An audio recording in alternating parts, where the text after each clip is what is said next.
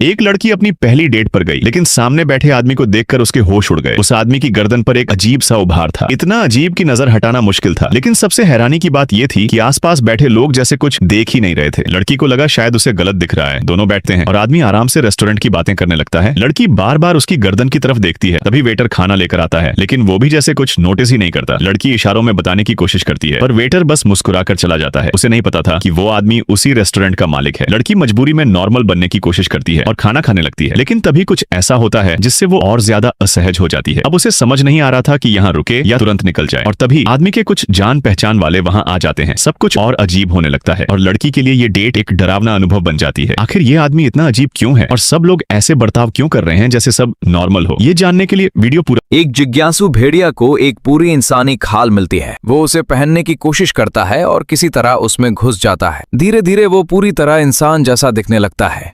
एक राहगीर को देखकर भेड़िया उसके पीछे चलने लगता है और इंसानों की तरह चलना सीखता है। फिर वो शहर पहुंच जाता है। लोगों के बीच रहकर वो नौकरी ढूंढने की कोशिश करता है, यहाँ तक कि वो लिखना भी सीख लेता है। आश्चर्य की बात यह है कि उसे नौकरी मिल जाती है। अपनी मेहनत से वो बॉस का भरोसा जीत लेता है और प्रमोशन भी पा लेता है। धीरे धीरे वो अमीर बन जाता है और एक बड़े घर में रहने लगता है, लेकिन अंदर से वो अब भी भेड़िया ही था। कभी कभी वो अकेले में चार पैरों पर चलने लगता है और जंगल की अपनी पुरानी जिंदगी को याद करता है। समय के साथ उसने एक खूबसूरत पत्नी भी बना। एक टॉप लेवल हत्यारा चम्मच से अंडा तोड़ रहा होता है। तभी चम्मच के रिफ्लेक्शन में उसे दूर पहाड़ पर एक स्नाइपर दिखाई देती है। वो चौंक जाता है और तभी गोली चल जाती है, लेकिन वो हल्का सा झुकता है और गोली उसके पास से निकल जाती है। वो तुरंत उठकर छुपने की कोशिश करता है, लेकिन स्नाइपर हार नहीं मानती और दूसरी गोली दाग देती है। तभी वो अपना सीक्रेट हथियार निकालता है। जैसे ही वो हाथ घुमाता है, उसके आसपास सुनहरी ऊर्जा की ढाल बन जाती है और पास रखे हथियार अपने आप हवा में तैरने लगते हैं। कुछ ही सेकंड में 3 ड्रोन आसमान में उड़ने लगते हैं और सीधे उस पहाड़ की तरफ बढ़ जाते हैं।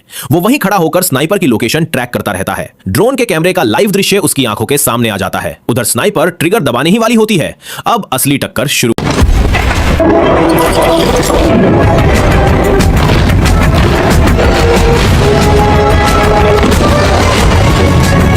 समुद्र किनारे लोग आराम से धूप सेंक रहे थे। तभी अचानक आसमान में एक काली तूफानी दीवार खड़ी हो गई। नीचे से तेज बर्फ के कांटे निकलने लगे और आसमान से बिजली गिरने लगी। कुछ ही सेकंड में पूरी शहर बर्फ में जम गया थे। उसी समय दूसरी जगह एक बूढ़े आदमी ने गलती से पत्थर के शेर को छू लिया। अचानक उसकी आंखें चमक उठी। शेर जिंदा होकर नीचे कूद गया और पास खड़े इंसान पर हमला कर दिया। 2 लोग भागे नहीं, बल्कि बाइक स्टार्ट करके उससे लड़ने लगे। उन्होंने उस पर हमला किया और उसका एक हिस्सा उड़ा दिया, लेकिन शेर और ज्यादा गुस्से में आ गया और उन पर टूट पड़ा। आखिरी समय पर उन्होंने एक लेजर से उसे उड़ा दिया। लेकिन कहानी यहीं खत्म नहीं हुई। पत्थर के टुकड़ों में से एक खतरनाक ड्रैगन निकलकर भागने लगा। दोनों तुरंत उसके पीछे भागे। आखिरकार उन्होंने उसे पकड़ लिया और एक खास बोतल में बंद कर दिया। लेकिन सवाल ये है, ये सब हो क्या रहा है?